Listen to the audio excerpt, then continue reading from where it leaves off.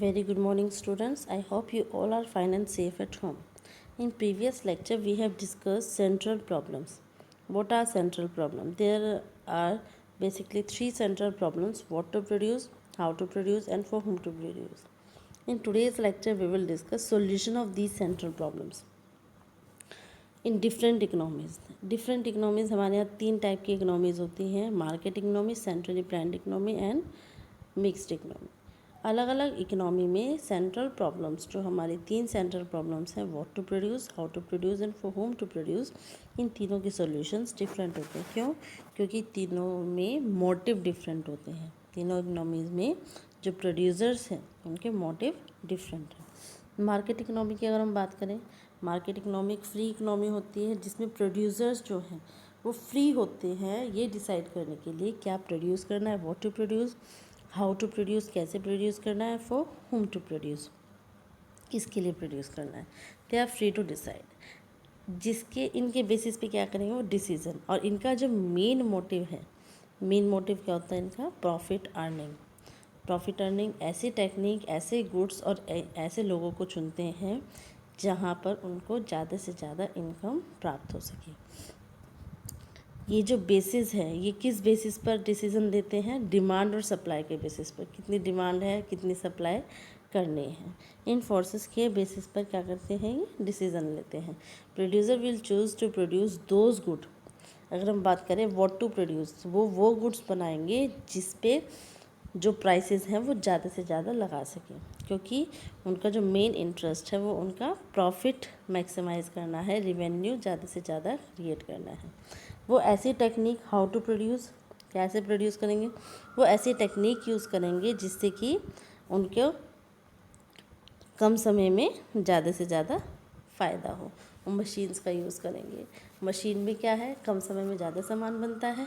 कम समय में ज़्यादा सामान बनेगा, इट मीन्स वो कम समय में ज़्यादा अर्न कर सकते हैं, क्योंकि उनका जो मेन मोटिव है उनका कॉस्ट ऑफ प्रोडक्शन को कम करना है। तो ऐसे इनपुट्स का यूज़ करेंगे, ऐसी टेक्निक का यूज़ करेंगे जिससे कि उनकी कॉस्ट ऑफ प्रोडक्शन कम आए। कॉस्ट ऑफ प्रोडक्शन कम होगी, इट मीन्स उनका प्रॉफिट ज़्यादा होगा। और वो गुड्स और सर्विसेज उन बायर्स के लिए प्रोड्यूस करेंगे जो उनको रिटर्न में ज़्यादा पैसे दे सकें।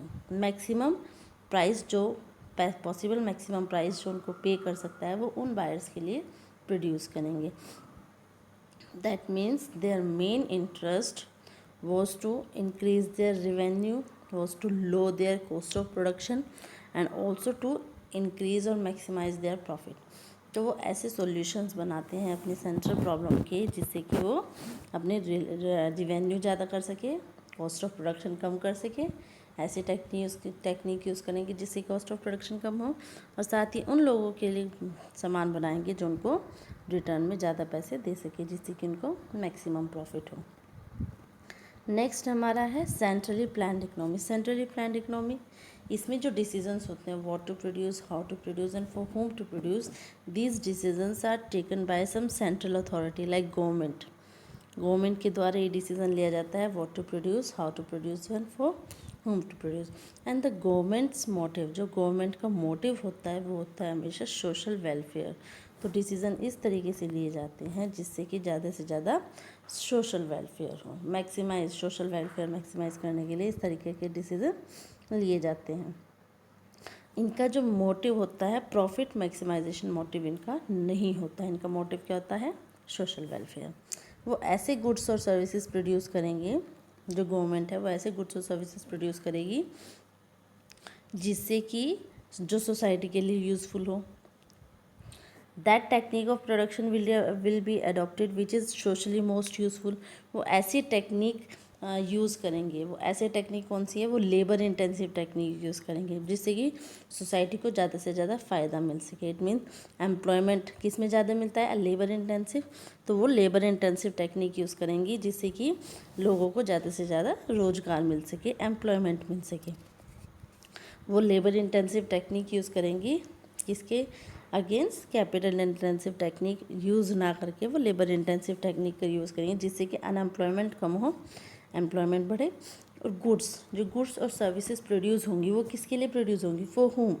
वो उनके लिए प्रोड्यूस करेंगी जो हंगर से, स्टारवेशन से जो सफ़र कर रहे हैं, जो जिनके पास मतलब देने के लिए ज़्यादा पैसे नहीं हैं, ठीक है, तो वो उनके लिए सामान बनाएगी जिसके पास जो आपके जो मार्केट इकोनॉमी में जो बायर्स होते हैं उनके पास तो अर्निंग, उनके पास क्या है, पैसे ज़्यादा हैं, वो दे सकते हैं जो वो खरीद सकते, लेकिन वो इन लोगों के लिए बनाती है गवर्नमेंट जो कैपेबल नहीं होते हाई प्राइस पे करने के लिए, प्रोडक्शन कम हो, इट मीन्स ये उनके लिए सामान बनाती है।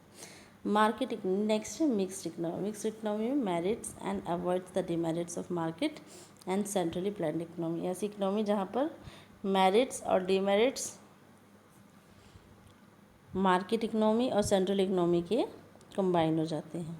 It means decision what to produce, how to produce and for whom to produce are taken by both the economies, as by producers in market economy as well as bye governments. दोनों decision लेते हैं क्योंकि इसमें दोनों mix है। Government social consideration को लेकर के आपका डिसीज़न लेती है, और जो मार्केट इकोनॉमी है, जो प्रोड्यूसर्स जो मार्केट इकोनॉमी के जो अपना डिसीज़न ले रहे हैं व्हाट टू प्रोड्यूस, वो अपने प्रॉफिट मैक्सिमाइजेशन के लिए लेते हैं। Both are free to take decisions.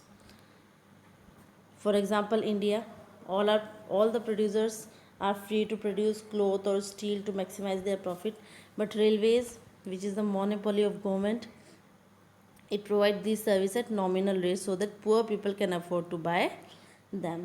वही है कि जो आपका यहाँ पे प्रोड्यूसर्स फ्री हैं कोई भी सामान बनाने के लिए, अपना प्रॉफिट मैक्सिमाइज करने के लिए, और यहाँ पर गवर्नमेंट भी कुछ डिसीजन लेती है जिससे कि कम समय पर, कम रेट पर पुअर पीपल जो अफोर्ड कर सके उनको प्रोवाइड करने के लिए। नेक्स्ट टॉपिक है हमारा production possibility curve. Production possibility curve is a curve showing alternative production possibilities of two goods with the given resources and technique of production. ये कर्व होता है, प्रोडक्शन पॉसिबिलिटी कर्व ऐसा curve होता है जो ये शो करता है कि टू गुड्स की क्वांटिटी मैक्सिमम हम कितनी प्रोड्यूस कर सकते हैं जब हमारे पास अवेलेबल कुछ गिवन रिसोर्सेज और टेक्निक ऑफ प्रोडक्शन गिवन हो। मींस उन दो गुड्स की क्वांटिटी हम कितनी ज़्यादा से ज़्यादा कितनी प्रोड्यूस कर सकते हैं। इसको प्रोडक्शन बाउंड्री भी कहते हैं। क्यों? क्योंकि मैक्सिमम पॉसिबल प्रोडक्शन ये हमें बता रहा है उन टू गुड्स की। इस गुड को ट्रांसफॉर्मेशन कर्व भी कहते हैं। क्यों? क्योंकि अगर एक गुड की क्वांटिटी को हम बदलते हैं तो उससे दूसरी गुड की क्वांटिटी पे प्रभाव पड़ता है। सपोज़ हमने एक गुड की क्वांटिटी को कम किया है तो उससे दूसरी गुड की क्वांटिटी इंक्रीज़ हो जाएगी। क्यों? क्योंकि अगर हम कुछ कुछ खोएंगे, कुछ हम गिव अप करेंगे तो हमें कुछ रिटर्न में मिलेगा।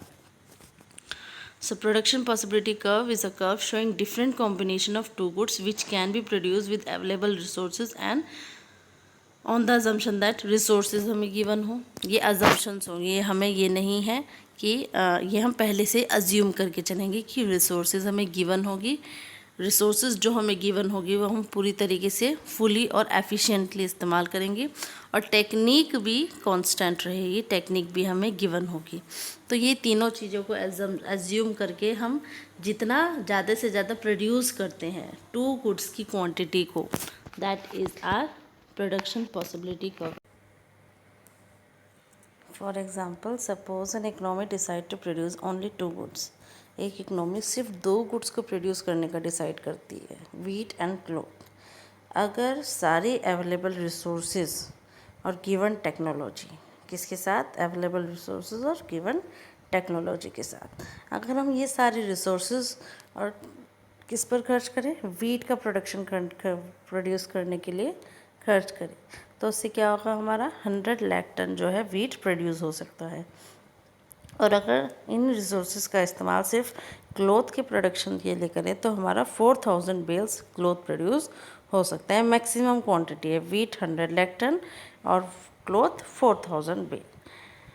If economy produce both the goods then within these limits various combination of two goods can be produced। और अगर इकोनॉमी डिसाइड कर दिए कि दोनों गुड्स प्रोड्यूस करने हैं तो ये जो लिमिट है 100 lakh ton for wheat and 4000 bale for cloth, तो इन दोनों लिमिट के अंदर अंदर ही हमारे पास अलग अलग कॉम्बिनेशंस आ जाएंगे। ये आपका टेबुलर फॉर्म है। क्या है ये? टेबुलर फॉर्म, एक टेबल गिवन है जिसमें गुड्स लिखा है, वीट, क्लॉथ और प्रोडक्शन पॉसिबिलिटीज़ ABCDE।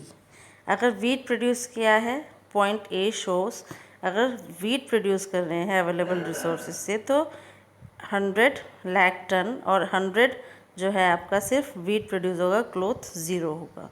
अगर आपका सारा का सारा रिसोर्सेज क्लॉथ प्रोडक्शन के लिए लगा रहे हैं तो सारा क्लॉथ प्रोड्यूस होगा, 4 क्लॉथ प्रोड्यूस होगा, वीट 0 हो जाएगा। और इसके एजम्पशंस हमने पहले ही पढ़े हैं। इसके एजम्पशंस क्या है? That resources are given resources are fully and efficiently utilize and technology remain constant. ये सब आपके क्या है? एजम्पशंस हैं कि रिसोर्सेज गिवन होंगे, जो हमारे पास रिसोर्सेज गिवन हैं उनका पूरी तरीके से बिना किसी वेस्टेज के हम पूरी तरीके से एफिशिएंटली उनको इस्तेमाल कर रहे हैं, कुछ वेस्ट नहीं कर रहे हैं। और टेक्नोलॉजी हमारे पास कांस्टेंट है, हमने अपनी टेक्नोलॉजी भी नहीं बदली है।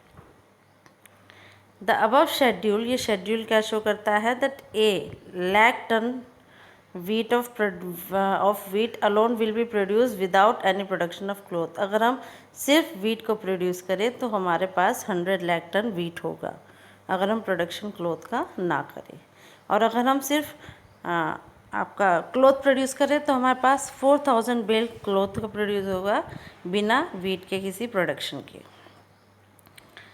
अब बिसाइड दीज एक्सट्रीम लिमिट्स अलग अलग ऑल्टरनेटिव पॉसिबल ऑल्टरनेटिव्स हैं क्लॉथ और वीट प्रोड्यूस करने के। For example possibility B 90 lakh ton wheat और 1000 bale of cloth. Possibility C 70 lakh ton wheat and 2000 bale of cloth as on. ये है curve, it is the curve which shows different possible combinations of two goods which can be produced within the given resources and available technology. So A point की अगर हम बात करें, हम सारा का सारा क्या प्रोड्यूस कर रहे हैं? वीट। अगर हम E पॉइंट की बात करें तो हम सारा का सारा क्या प्रोड्यूस कर रहे हैं? क्लॉथ। एक्स एक्सिस पर हमने लिया है क्लॉथ, वाई एक्सिस पर हमने लिया है वीट। इस तरीके से हमने पॉइंट्स मार्क कर लिए हैं, इधर 0 to 100 और इधर 1 to 4. So point B shows that 90 lakh ton of wheat and 1000 bale of cloth. Point C shows 70 lakh ton of wheat and 2000 bale of cloth. So अगर हम सिर्फ वीट का प्रोडक्शन कर रहे हैं तो पॉइंट पूरा का पूरा वाई एक्सिस पर आ गया, और अगर हम सिर्फ आपका क्लॉथ का प्रोडक्शन कर रहे हैं तो पॉइंट पूरा का पूरा एक्सेस पर आ गया। क्यों? क्योंकि दूसरे कमोडिटीज़ को हमने प्रोड्यूस नहीं किया है, हमने एक ही कमोडिटी हम प्रोड्यूस कर रहे हैं। और जो बी सी डी ये अलग अलग पॉइंट्स हैं जो इन लिमिट के अंदर हैं, 100 लाख टन से बाहर नहीं है और 4000 बेल से भी बाहर नहीं है, उन्हीं के अंदर अंदर हम अलग अलग कॉम्बिनेशंस हमारे शो हो रहे हैं। अब आप देख सकते हैं, अगर हम वीट का प्रोडक्शन कम कर रहे हैं ए पॉइंट से, अगर हम बी पॉइंट पर आएँ तो इधर हमारा क्लॉथ का प्रोडक्शन इंक्रीज़ हो रहा है। अगर हम बात करें हम ए से सी पॉइंट पर आएँ तो हमारा क्लॉथ का प्रोडक्शन तो भी इंक्रीज़ हो रहा है। जैसे जैसे हम वीट का प्रोडक्शन कम करते जा रहे हैं हमारा क्लॉथ का प्रोडक्शन इंक्रीज़ हो रहा है। क्यों? क्योंकि हमें अवेलेबल रिसोर्सेज को एफिशिएंटली और फुली यूटिलाइज़ कर रहे हैं, हम उसका वेस्टेज नहीं कर रहे हैं। तो एक का अगर प्रोडक्शन कम करेंगे तो दूसरे का प्रोडक्शन इंक्रीज़ होगा, इसीलिए इसको क्या बोलते हैं? ट्रांसफॉर्मेशन कर्व और ट्रांसफॉर्मेशन लाइन भी बोलते हैं। Clear? If the quantity of cloth is represented on x and quantity of wheat on y axis, the production possibility curve 100 lakh ton on wheat and no cloth. 100 lakh ton wheat है, cloth कोई नहीं है, तो point कहाँ पर show किया था हमने? y axis पर। एंड पॉइंट E रिप्रेजेंट से only 4000 bale of cloth and no wheat. So इनसे हम मिला करके क्या बनाए हैं? Post production possibility curve of transformation curve. Attainable and unattainable combination of output. Attainable जो हम अटेन कर सकते हैं और अनअटेनेबल जो हम अटेन नहीं कर सकते। जो हम पा सकते हैं वो अटेनेबल, जो हम प्रोड्यूस नहीं कर सकते वो अनअटेनेबल। तो जितने भी पॉइंट्स आपके production possibility curve PPC curve के अंदर होंगे या उस लाइन पर होंगे। जो लाइन होती है प्रोडक्शन पॉसिबिलिटी कर्व लाइन होती है या तो उस पर हो या फिर उसके अंदर हो, वो सभी पॉइंट्स क्या शो करेंगे, अटेनेबल। और जो प्रोडक्शन पॉसिबिलिटी कर्व के बाहर के पॉइंट्स होते हैं, जो लाइन से बाहर के पॉइंट होते हैं, वो शो करते हैं आपका unattainable combinations. That's all for today. Next topic in next lecture.